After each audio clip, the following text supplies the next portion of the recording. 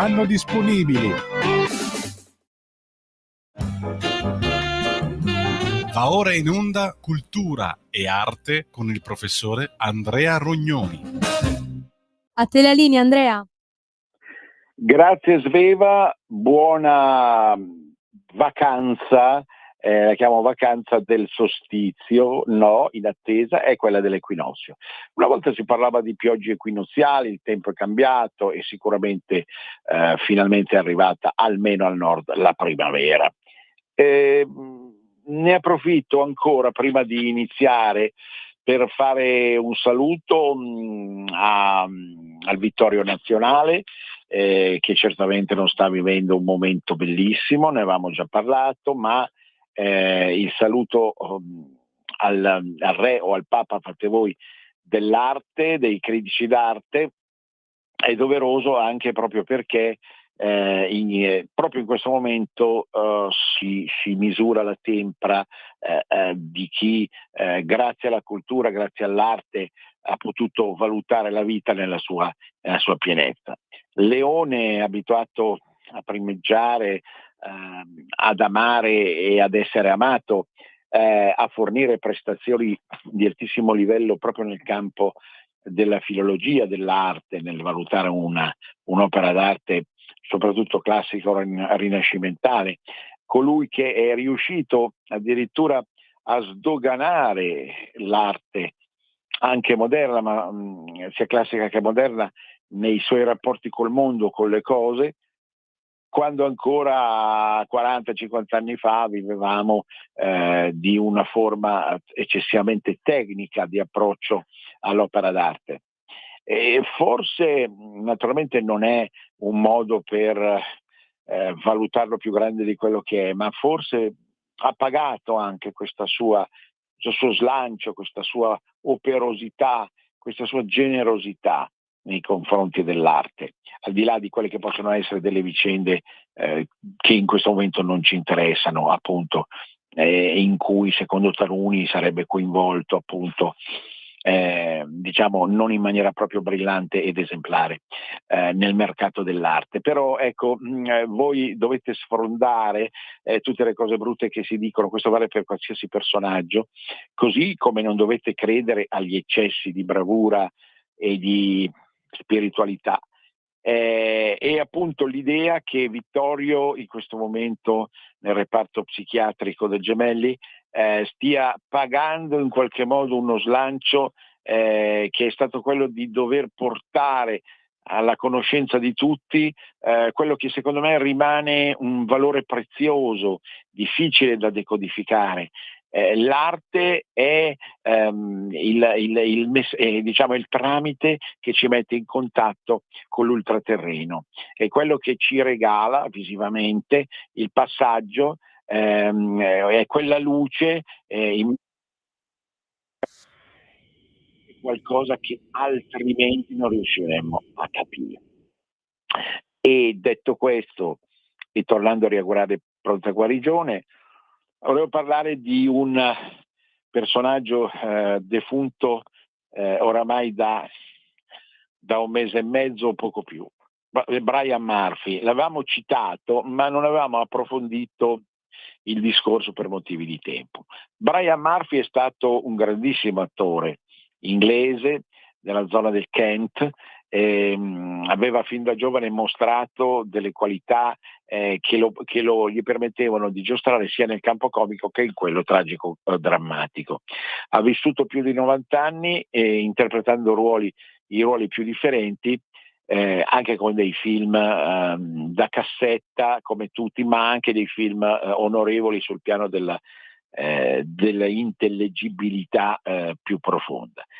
Brian Murphy però è rimasto famoso soprattutto per un personaggio che ha sfondato, si può usare questo termine, ha sfondato grazie al fatto che questo sceneggiato è riuscito ad essere venduto in tutto il mondo, alle televisioni di tutto il mondo alla fine degli anni 70. Parliamo di George e Mildred.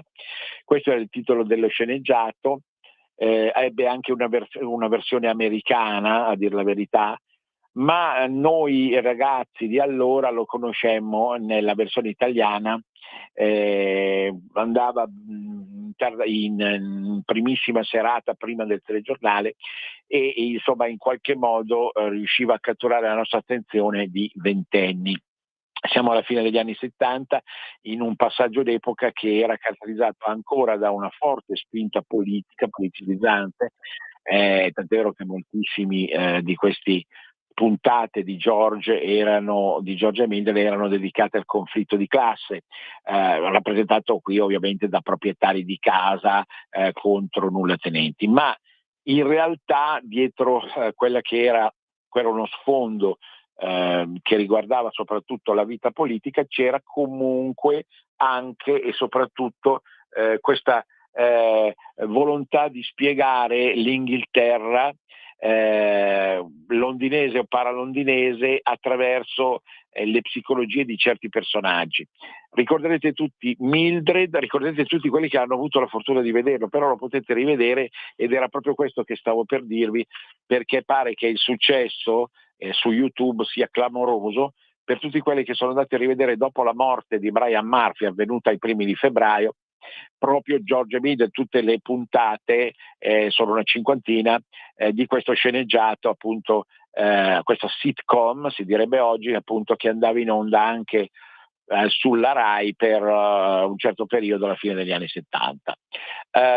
George era un uomo di mezza età, così disoccupato, che doveva in qualche modo provvedere tutta una serie di marchingegni per riuscire a sostenere la famiglia, ma soprattutto per soddisfare le volontà di Mildred, che Mildred era interpretata dall'attrice Utah Joyce, che purtroppo venne a mancare proprio qualche anno dopo, verso l'80-81, conseguenza di un'epatite virale.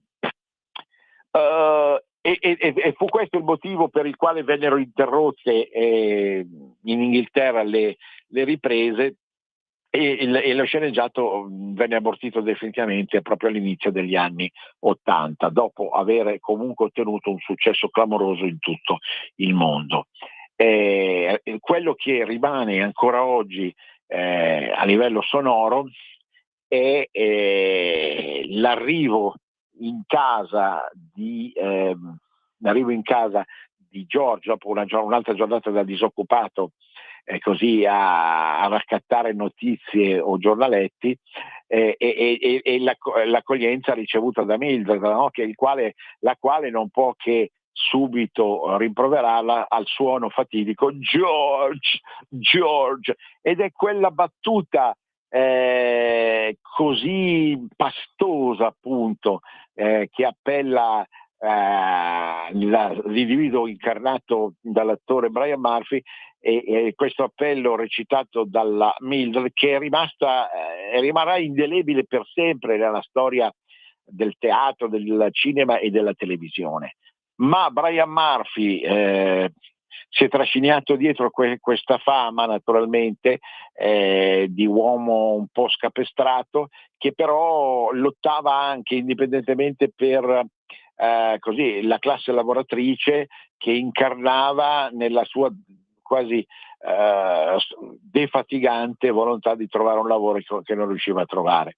Ma al di là di questo, la simpatia, la bravura, anche l'attrezzatura corporea di Brian Murphy, che lo poneva come uomo di gomma, in grado di ripetere magari le gesta di grandi come erano stati Stanley Olio, per esempio, anziché Charlie Chaplin, che lo ha reso grandissimo e famoso. Ecco, per questo che dopo 50 giorni Brian Murphy non è assolutamente dimenticato ed è destinato a diventare più famoso e più noto ancora oggi che prima, anche perché l'Inghilterra rispetto all'America non ha saputo più nel corso del tempo produrre dei grandissimi personaggi. È vero che noi abbiamo degli esempi che riguardano il mondo comico, con per esempio Mr. Bean, che è stato un successo mondiale, ma è altrettanto vero che il cinema inglese, al di là di qualche bel film prodotto soprattutto tra l'80 e il 2000, non è più riuscito a star dietro all'enorme e fastosa produzione del cinema americano. E qui mi fermo. Ma a proposito di cinema, oggi è un'altra ricorrenza straordinaria.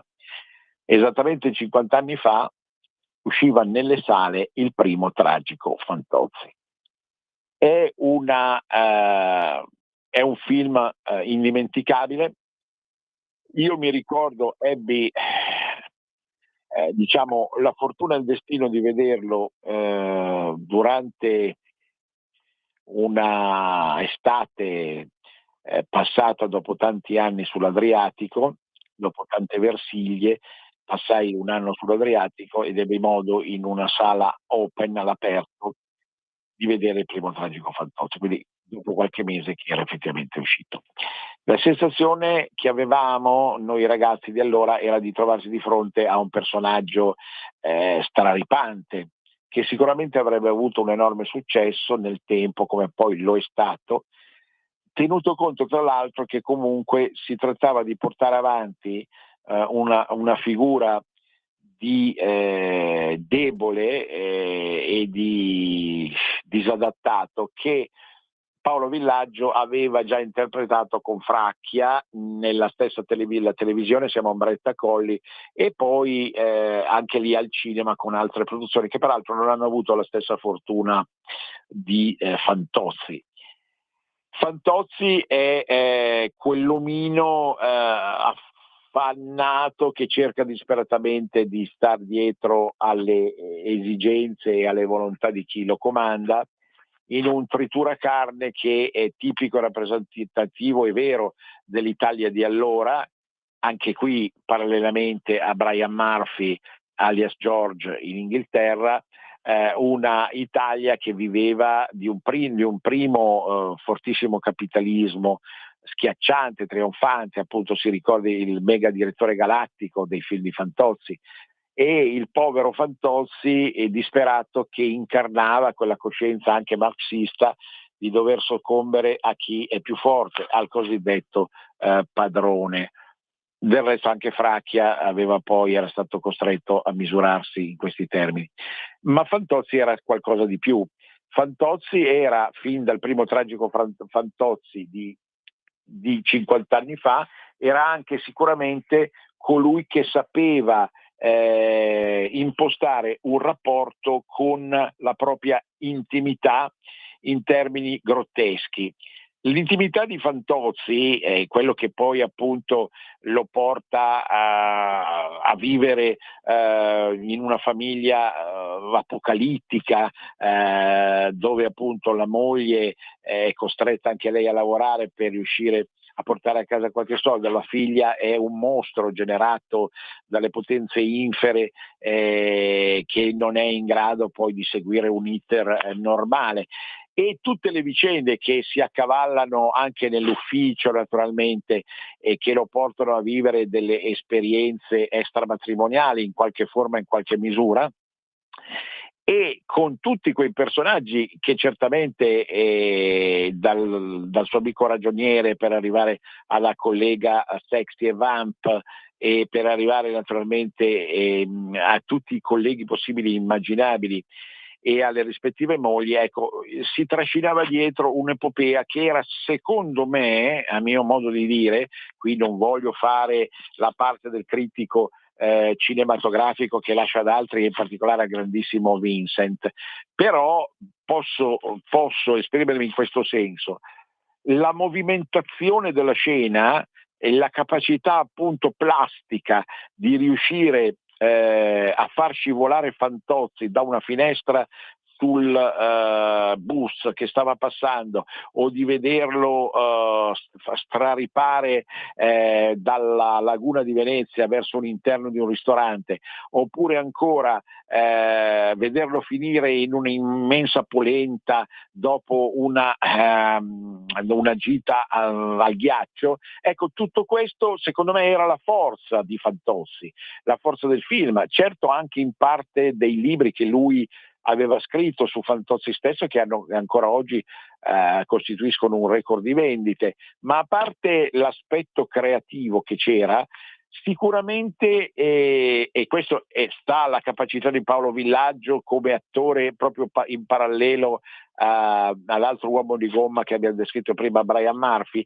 era quello appunto di riuscire in qualche modo a non stare mai fermo e a muoversi come una biglia in un gioco di biliardo, in modo tale appunto da creare sempre degli effetti comici, degli effetti scenici. E allora voi direte, ma forse val più la forma della sostanza? No, perché qualcuno ha visto proprio in Fantozzi l'icona del Novecento, cioè dell'omino ipersfruttato, ma non solo tanto in ragione di una visione politica che sarebbe riduttiva, ma in ragione di una visione di confronto col destino umano, che sarà sempre un destino di pena, di sofferenza, di angoscia, di sadomasochismo naturalmente. E le scene che già dal primo Fantozzi caratterizzano il personaggio in televisione, un personaggio che guarda la televisione, scusate, un personaggio che assorbe le parole o le scene che animano la televisione, la televisioncina sgangherata che si trova davanti a lui, è proprio la traduzione di un rapporto di sudditanza con il mondo mainstream, il mondo della comunicazione, che ha in pugno i tipi come Fantozzi. E i tipi come Fantozzi non finiranno mai, perché tutti siamo un po' Fantozzi. Tutti abbiamo questo gusto masochistico di essere sfruttati, incompresi, messi in secondo ordine, svalutati, e tutti abbiamo ogni tanto quell'espressione della bocca, degli occhi, eccetera eccetera, stralunata, impedita, no? E quasi la volontà di rifugiarsi dietro un cuscino per la vergogna di quello che abbiamo e stiamo vivendo, che abbiamo procurato. Cioè, in fondo, anche il più potente degli esseri umani, il più forte, quello che usa meglio i muscoli, ogni tanto è costretto a vivere da Fantozzi. Poi ci sono le grandi rivincite, no? Come quando nel corso di tutta la storia dei film fantozziani, che durano fino al 2000, c'è la scena tanto agoniata dal ragioniere Fantocci, come la chiamava la signorina Silvani, che riesce finalmente appunto a far l'amore e si scatena una sorta di terremoto dalla potenza con cui questo uomo riesce finalmente, tenuto conto appunto delle notti in bianco in senso di effettivi organici, con la moglie stessa. Non dimentichiamo mai il ruolo giocato anche da Milena Vukotic come attrice, per la capacità di tener fronte alla mobilità e a tutti questi aspetti che vi ho detto di Paolo Villaggio, di Fantozzi stesso. 50 anni quindi, 50 anni significa mezzo secolo da quando scatta questo meccanismo, che rimane qualcosa di privilegiato nella mitologia cinematografica, audiovisiva del Novecento, e che lo chiude, Fantozzi chiude il Novecento, lo riassume, lo sintetizza mirabilmente come rapporto privilegiato col sadomaso. Prima parlavamo di Sgarbi, no? C'è un fattore sadomaso anche in Sgarbi. Sgarbi più che un critico è un attore che vive dagli altari alla polvere il senso ultimo di un'esistenza che è quella di tutti quelli che vogliono andare oltre la dimensione della normalità e della pura apparenza. Ma detto questo, ovviamente, e al netto di quelle che sono delle possibili debolezze retoriche di chi vi sta parlando, certamente noi ci troviamo di fronte con Fantozzi a un archivio storico-documentario, soprattutto di come si è evoluto l'Occidente e di come in qualche modo oggi come oggi l'Occidente sa resistere alle tentazioni più basse. Cosa direbbe oggi Paolo Villaggio, alias Fantozzi, della corsa al riarmo dell'Unione Europea? Ma non ho dubbi sul fatto che si schiererebbe assieme a Rizzo, Santoro e gli altri comunisti, perché lui era un comunista fanatico, Paolo Villaggio, contro la von der Leyen, contro chi sta pensando che si possano risolvere i nostri problemi in questa maniera così bassa, così vile, così realmente masochista come quella appunto del riarmo.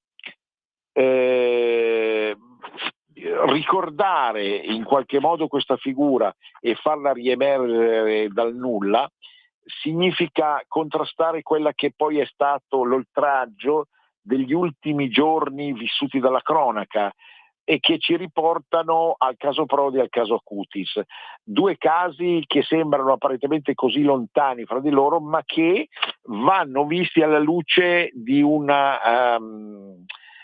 spot, che è quello del valore anche reale monetario del cuoio capelluto. Il cuoio capelluto era stato messo un po' in disparte negli ultimi tempi, sia perché alcuni cappelli sono in grado come oggi, anche inediti nella forma e nella storia umana, di nascondere i capelli, no? 2P al posto di una sola, sia perché, e questo è l'aspetto più importante, si vuole in questo passaggio d'epoca si vuole a tutti i costi ideologizzare o reideologizzare quello che è stato ideologizzato prima in maniera diversa, schierandosi su opposti schieramenti, no? In maniera fanatica. E questo vuol dire implicitamente pensare di riuscire a valorizzare il cervello più dei capelli. Allora c'è la grande rivincita del cuoio capelluto col caso Prodi, perché Prodi tira i capelli come se fossero la parte più importante del corpo alla persona che gli fa una domanda relativamente innocua, dico relativamente perché non è che non fosse cosciente la giornalista di Rete 4 di stare stanando il lupo, però sicuramente aveva in mente di fare dire delle cose a Prodi che non aveva mai detto. Il cuoio capelluto è quel valore che copre la testa della povera malcapitata e che vuole trattenersi a tutti i costi perché sa che vale nelle sue mani il vecchio statista. L'altro caso è quello Acutis, stiamo finendo la prima parte. Acutis chi è Carlo Acutis? È il giovanissimo morto a 15-16 anni che verrà fatto santo alla fine di aprile e che diventerà il patrono di che cosa? Di internet e dei social, no? E lui Acutis è veramente un personaggio sul quale torneremo, perché al di là degli aspetti religiosi c'è da dire tantissimo proprio sul ruolo di rivalutazione della spiritualità di un certo genere proprio in spirito giovanile.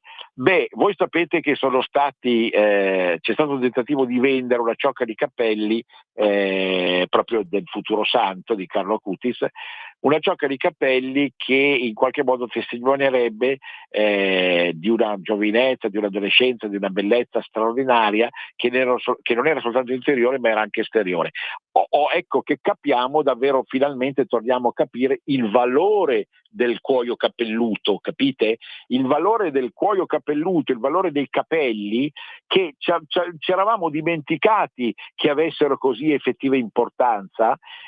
Non perché i calvi, si fa per dire, fossero invidiosi, ma perché c'era qualcuno che ci voleva assolutamente dimostrare che non c'è bisogno di avere in testa qualcosa per avere successo. Ma non è esattamente così. E il successo si misura ancora attraverso la bellezza e la forza di un cuoio capelluto che viene sottratto o dai semi dittatori, almeno così a livello morale da una parte, o ai ladri che vogliono rilanciare no,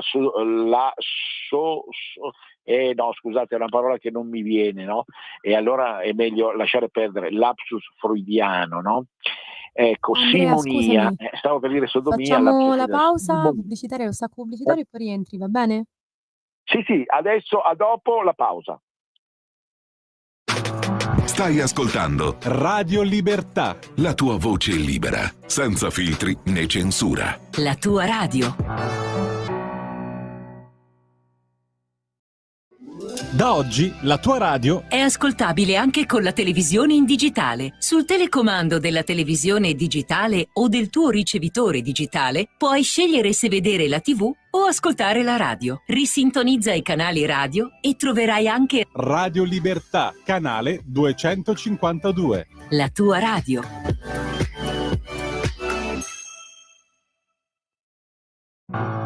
Porta con te ovunque Radio Libertà. Scarica la app per smartphone o tablet dal tuo store o dal sito radiolibertà.net. Cosa aspetti?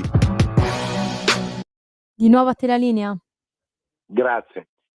Quindi si strappano o si vendono ciocche di capelli perché si pensa che i capelli possano in qualche modo nutrire ancora la verità e la profondità dell'anima.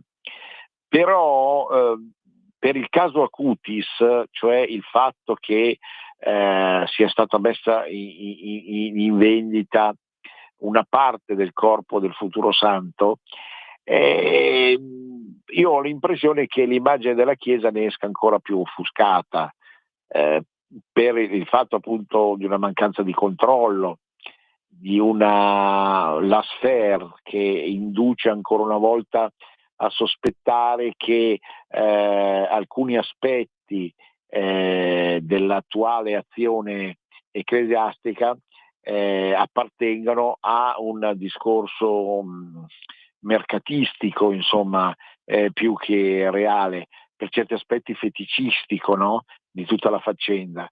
E questo vale a maggior ragione per un ragazzo che è stato sicuramente meraviglioso, che si merita di diventare santo.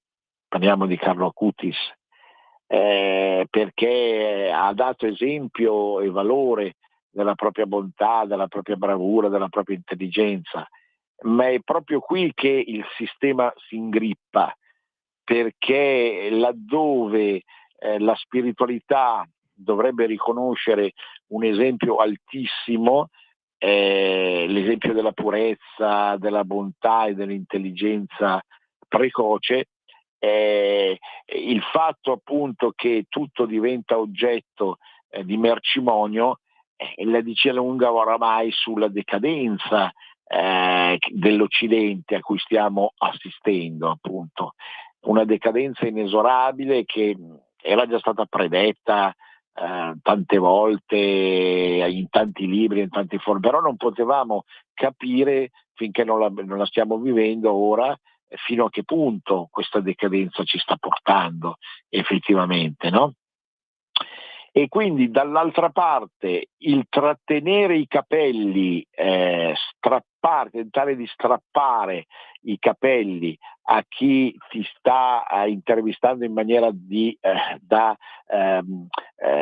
costringerti appunto a dire finalmente qualcosa che assomiglia alla verità, è ancora una volta un attacco alla possibilità di esprimerla, questa benedetta verità.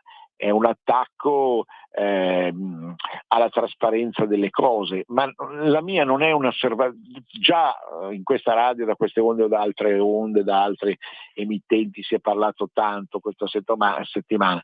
Di per sé, siccome è anche un dettaglio il comportamento non è invasivo in senso spaziale, ma è un dettaglio. Il fatto che se ne sia parlato tanto dei capelli semistrappati dalle mani di Prodi dipende proprio dal problema di base che innesca la faccenda, appunto, da una sorta di violenza terribile, nascosta ma proditoria, che riemerge ogni volta, appunto, che il sistema contraddice se stesso, e quindi non è neanche nel dossier o nel carosello di un TikTok o di un altro social che questa violenza si appalesa e si sputtana, ma proprio in questi comportamenti relazionali apparentemente involontari come impostazione, ma destinati appunto a far parlare più di tutto il resto di quello che accade, e che si genera il dubbio e il sospetto che tutta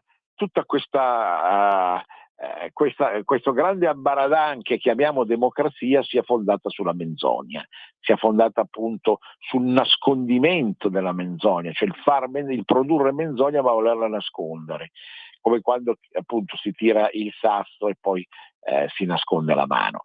E questo è gravissimo sul piano soprattutto delle relazioni umane, sul piano appunto non è un fattore politico, ma è prepolitico e metapolitico, appunto riguarda la decadenza del mondo occidentale. Ho qualche dubbio che in altri mondi che non sia il nostro sarebbe successo questa cosa qua. Ecco, detto questo, però oggi io vi voglio parlare di un appuntamento ideale, storico, di ricorrenza, che è davvero molto importante. 100 anni fa, il 30 marzo del 1925, moriva Rudolf Steiner. Parlare di Rudolf Steiner da queste onde è liberarsi anche, secondo me, di un fardello. Non è che parlando soltanto di spiritualità cristiana dimostriamo la nostra libertà. Certo, la dimostriamo perché il mondo cristiano è perseguitato oggi come oggi. Il vero cristianesimo è occultato, deriso, malvisto, maltrattato anche da alcuni attori della Chiesa stessa. Il cristianesimo è in crisi e come elemento in crisi viene deriso e ridimensionato. Però non è, cari ascoltatori, che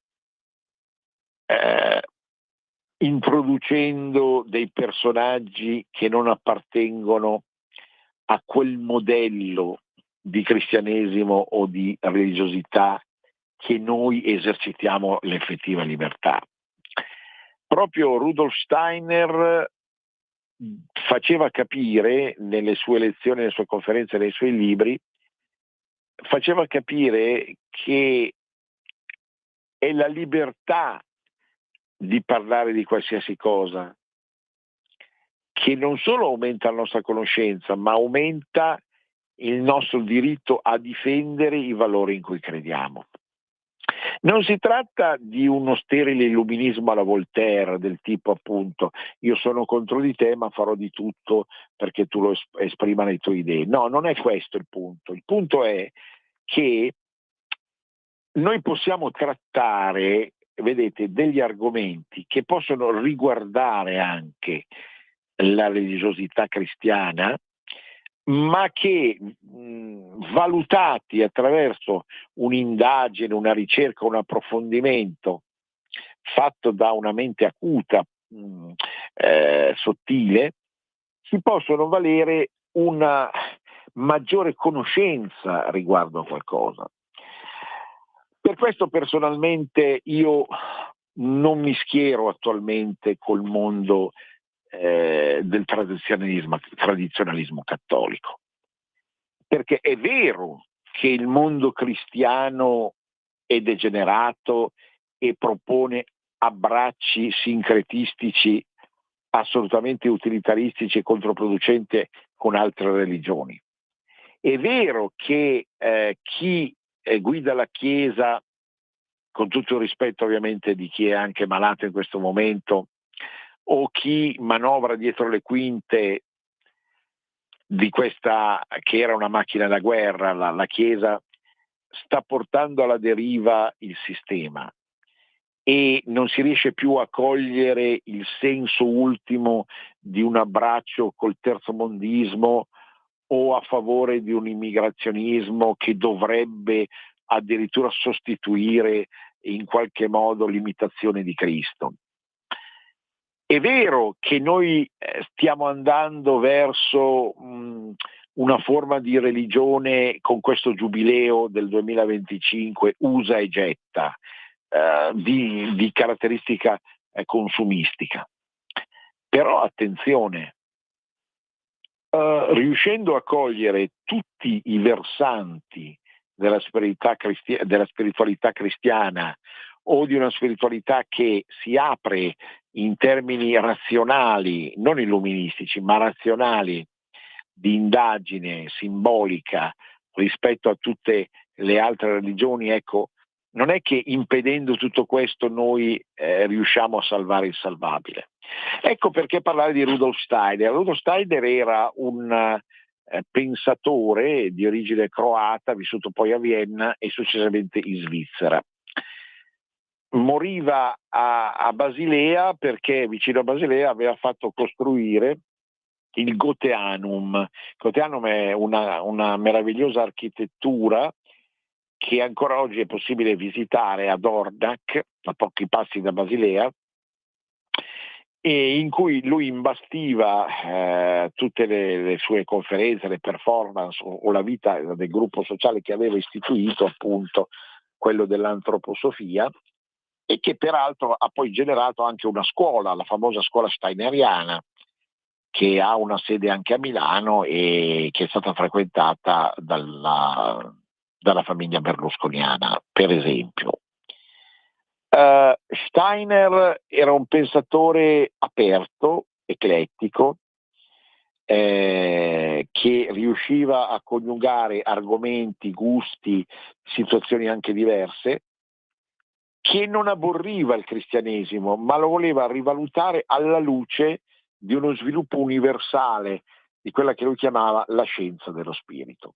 Di formazione fondamentalmente teosofica, perché aveva ricevuto alcuni suggerimenti dalle letture e dalla conoscenza diretta dell'ultima Blavatsky, egli si discostò dalla teosofia per approfondire quella che appunto verrà chiamata antroposofia. Il pensiero di Steiner è estremamente complesso. Il libro forse più bello che ha scritto è Filosofia della libertà, perché c'è anche un versante politico e metapolitico della riflessione steineriana. Raccontare tutta la filosofia di Steiner in 20 minuti è impresa estremamente complessa, perché ci sono così tanti dettagli, sfumature, che diventa veramente difficile attraverso il mezzo radiofonico porgerla a chi magari non la conosce del tutto o la conosce soltanto lateralmente. Attenzione, ancora una volta, perché è lontanissima dalla mia sensibilità. Non mi interessa in questo momento parlare di Steiner, perché vorrei che qualcuno seguisse la filosofia steineriana. È soltanto la conoscenza che io vi voglio portare, una conoscenza che può certo indurvi a leggere i libri, ma non a empatizzare al punto di riuscire ad abbracciare quella che da qualcuno viene ritenuta addirittura una nuova fede, appunto, che sarebbe maturata 100 e rotti anni fa e avrebbe poi irrorato l'Occidente di un certo tipo di gusto, di mentalità. Intanto non si può non collegare Steiner ad alcuni altri grandi della Mitteleuropa di quel periodo, come Freud, Jung svizzero, Freud viennese, Adler, che furono soprattutto degli psicologi, ma non solo degli psicologi, perché vedete, noi abbiamo perso rispetto al Rinascimento quell'intreccio fra tutte le cose che nel suo piccolo questa stessa radio vuole riproporre, non per prosopopea, arroganza o vaniloquio, ma perché soltanto rimettendo insieme dei componenti che si sono separati fra di loro, no? La medicina ha preso la sua strada, la psicologia un'altra, l'esoterismo un'altra, la spiritualità pure un'altra ancora, ma soltanto rimettendo assieme tutte queste realtà noi possiamo cogliere il senso ultimo di un'indagine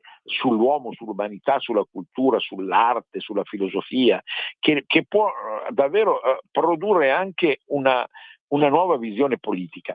E il liberalismo di Steiner era un liberalismo che nasceva, Rudolf Steiner, stiamo parlando di questo personaggio morto 100 anni fa, nasceva da una concezione anche religiosa e spirituale, perché egli, sto cercando di riassumere qualcosa di complicatissimo, egli riteneva che l'evoluzione della nostra coscienza nell'apprendere le conoscenze spirituali, e lui si rifaceva a Goethe come maestro, no? Infatti Goetheanum è l'architettura che ci ha lasciato lì vicino a Basilea, riteneva che soltanto applicando i principi delle scienze naturali alla spiritualità, come aveva già iniziato a fare Goethe molti anni prima di lui, si può riuscire a raggiungere un livello di coscienza che permette poi di gestire in vera e autentica libertà le cose.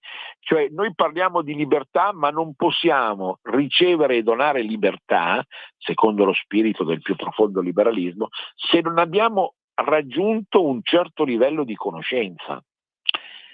La conoscenza non è, l'abbiamo detto poco fa, adesione preventiva pregiudiziale rispetto alle cose, non è schieramento opposto, non è abbuffata di cose buttate lì nel nostro cervello sotto il famoso cuoio capelluto detestato da Prodi e dai venditori delle reliquie di Acutis.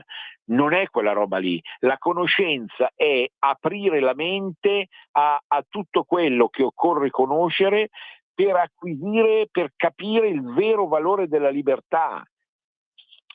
Mi intendete? Libertà che è sempre, diceva Steiner, è sempre insidiata dallo sviluppo incancrenito delle chiese, degli stati, delle scuole, che nel momento stesso in queste realtà, le chiese, gli stati, le scuole e anche i sovrastati come l'Unione Europea, direbbe se potesse rinascere Steiner, incancreniscono la libertà e la conoscenza reale, non le permettono appunto di fare scorrere come dei cavalli liberi in una prateria tutte le nostre idee.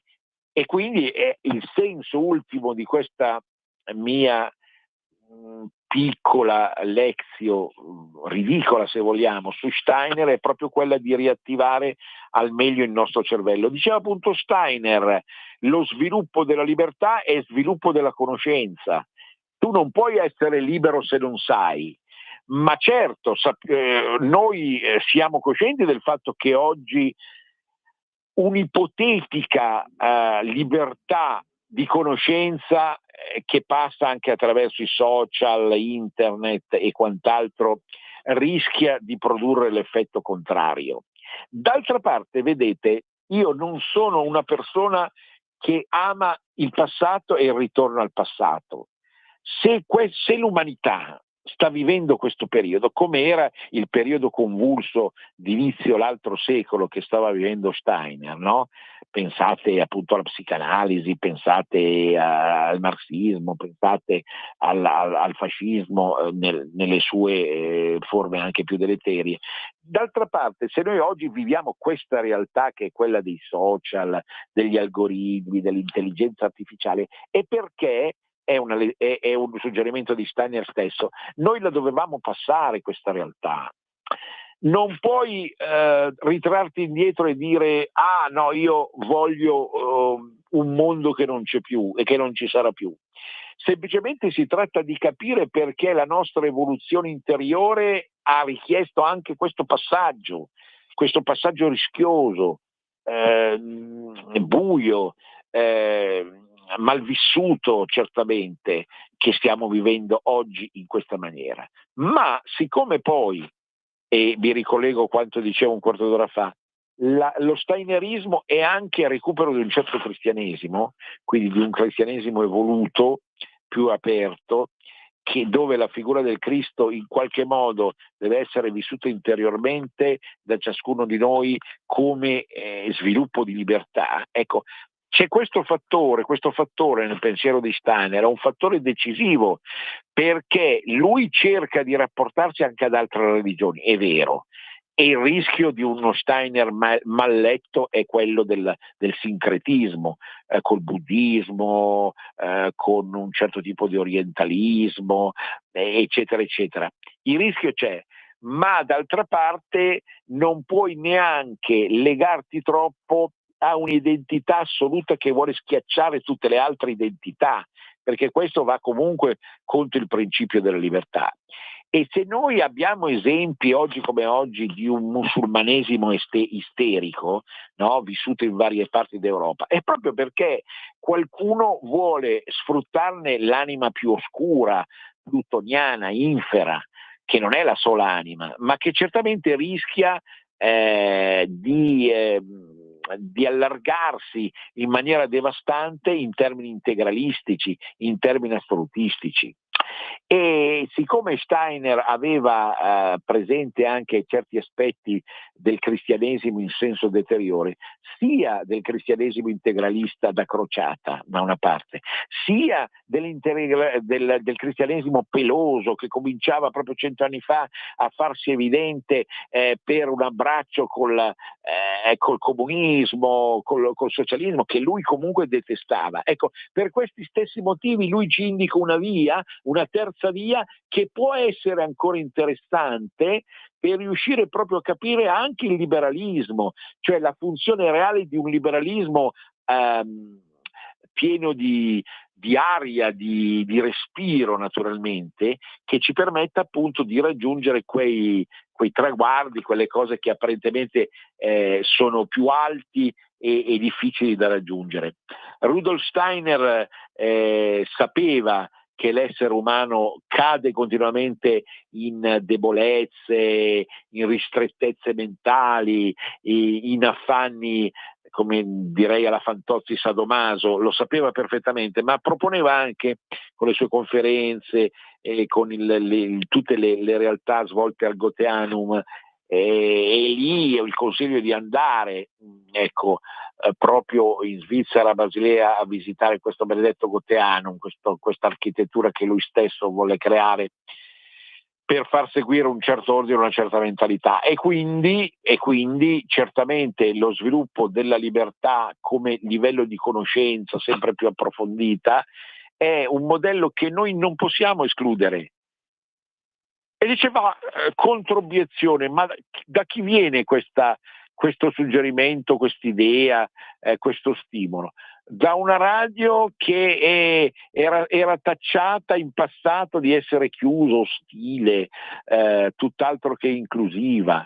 Ma guardate che le apparenze ingannano, e più vai in una certa direzione, più stai andando nella direzione contraria. Lo vediamo oggi con quelli che sostengono il riarmo, che fino a poco fa parlavano di pacifismo.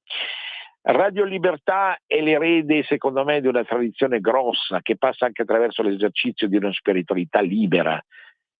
Non libera perché si oppone a delle regole, ma libera perché vuole seminare il campo della conoscenza, il campo della cultura, e quindi si oppone a inutili isterie da mainstream, si oppone alle grandi categorie che vengono propalate attraverso la RAI, Mediaset.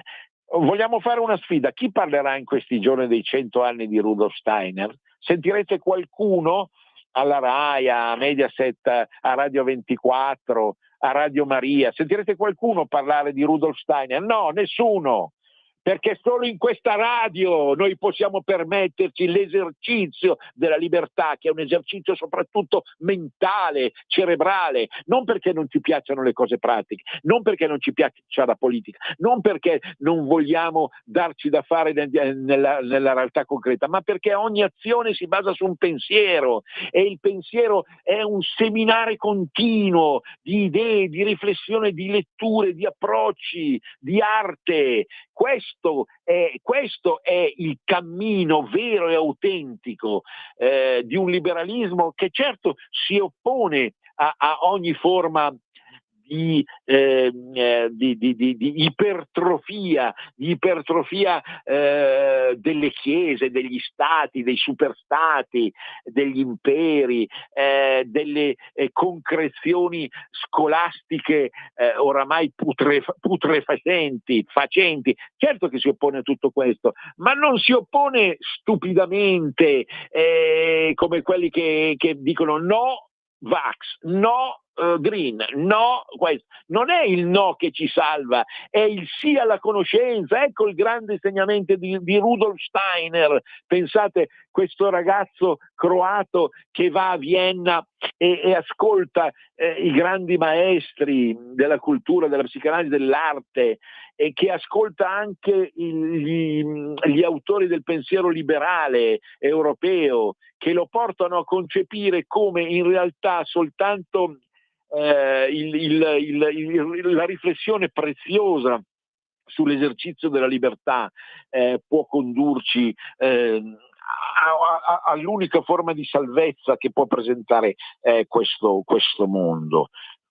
Quindi sono tutti spunti che nascono proprio da questa visione profonda, che parte non solo dalla mente ma anche dal cuore di questo personaggio che vi ho cercato, non era facile di tradurre questa dimensione spirituale molto forte. Chi crede solo nella materia in senso consumistico, in senso tardocapitalistico, in senso, mi si conceda, anti-libertà e anti-federalismo, non può che creare un mondo ancora di disgrazie e di dolori. Siamo alla fine, un grande abbraccio a tutti, Venezia risorga Venezia per sempre. A risentirci.